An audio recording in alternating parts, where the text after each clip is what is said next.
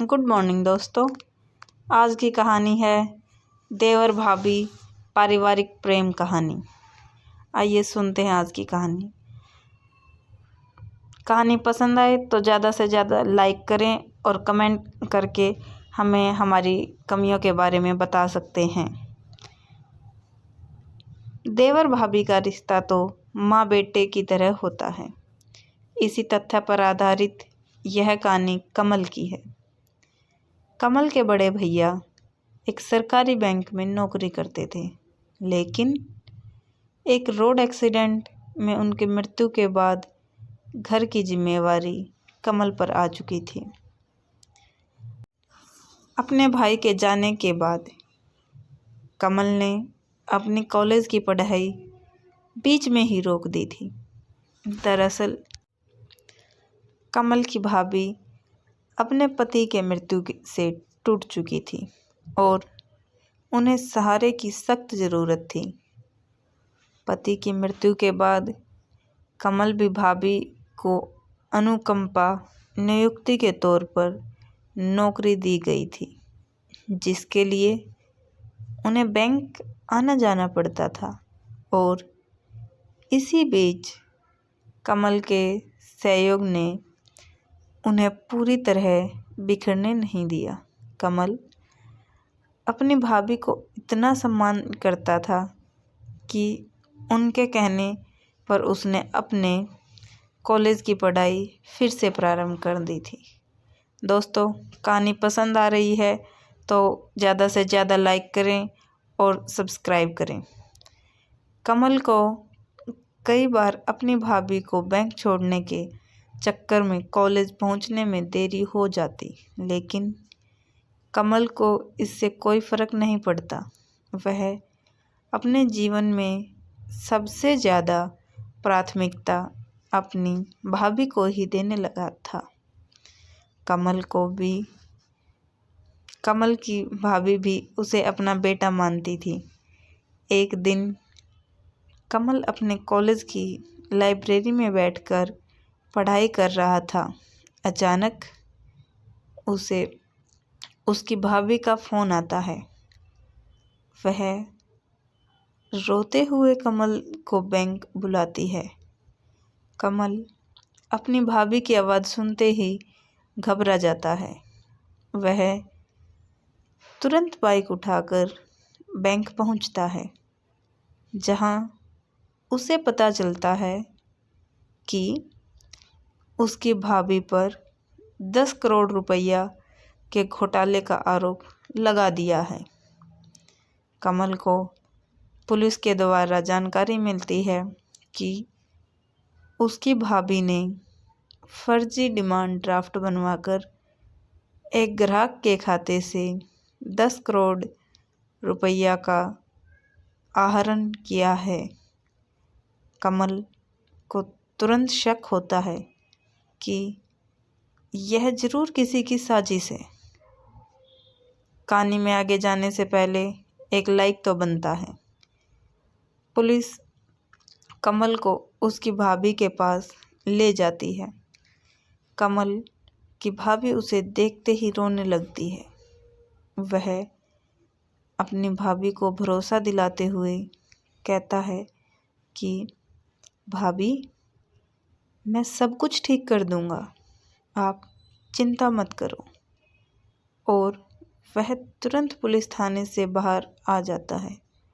कमल अपने दोस्तों को फ़ोन लगाता है और उनसे उसी बैंक आने को कहता है जहां उसकी भाभी काम करती थी।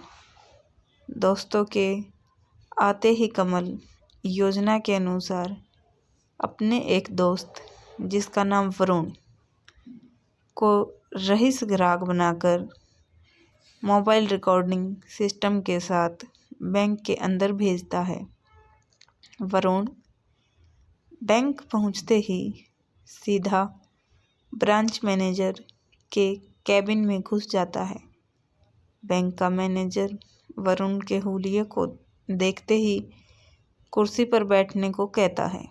वरुण अपने प्लान के अनुसार बैंक के ब्रांच मैनेजर को अपने गैर कानूनी पैसों को खाते से हस्तांतरण करने के लिए 10 लाख रुपये की रिश्वत ऑफर करता है। मैनेजर बहुत चालाक था। उसने वरुण को तुरंत मना कर दिया और कहा, हमारे यहाँ ऐसा कोई गलत काम नहीं होता है, आप कहीं और से करवा लीजिए और कृपया यहाँ से चले जाइए।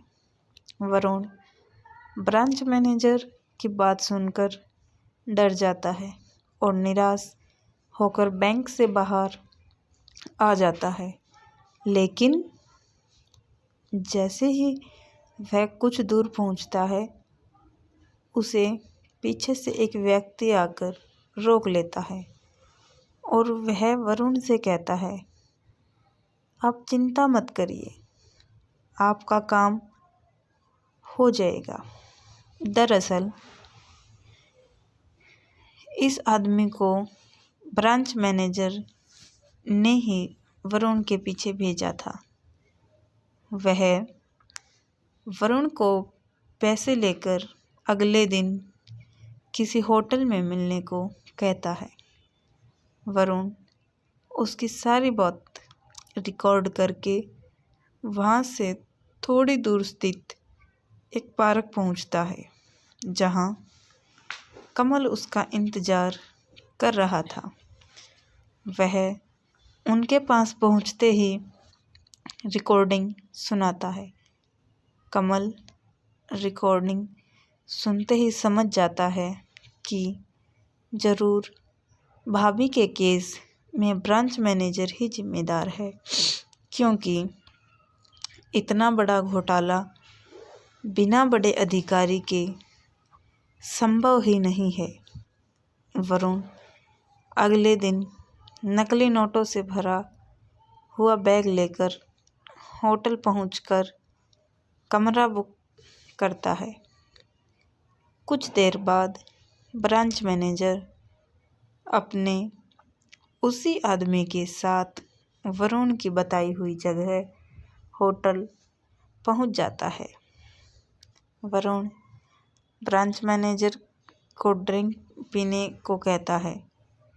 ब्रांच मैनेजर एक बड़े आदमी से रिश्ता बनाने के चक्कर में ड्रिंक लेना शुरू कर देता है।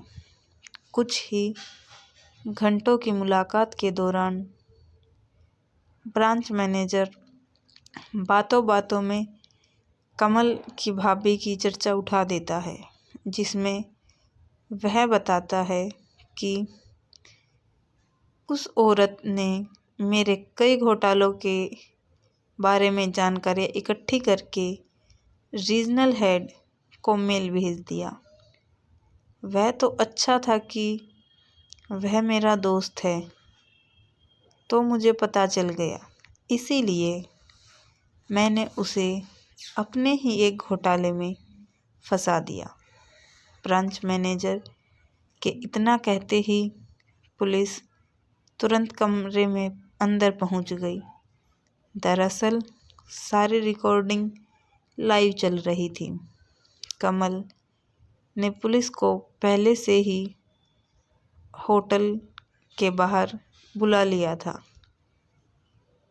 दोस्तों, कहानी पसंद आ रही है तो ज़्यादा से ज़्यादा लाइक करें और चैनल को सब्सक्राइब करें। पुलिस ब्रांच मैनेजर को घसीटते हुए होटल के बाहर ले जाती है। अदालत में ब्रांच मैनेजर के सभी घोटाले सामने आ जाते हैं। मुख्य आरोपी गिरफ्तार होते ही कमल की भाभी को बाइज्जत बरी कर दिया जाता है। वह जेल से छूटते ही कमल को रोते हुए धन्यवाद देती है, लेकिन कमल अपनी भाभी के चरणों में गिर जाता है और कहता है, भाभी, जब तक आपका ये बेटा आपके साथ है, आपके ऊपर आंच भी नहीं आ सकती और यह कहानी यहीं ख़त्म हो जाती है। आज के लिए इतना ही। कहानी पसंद आई तो ज़्यादा से ज़्यादा लाइक करें, शेयर करें और सब्सक्राइब करें। धन्यवाद।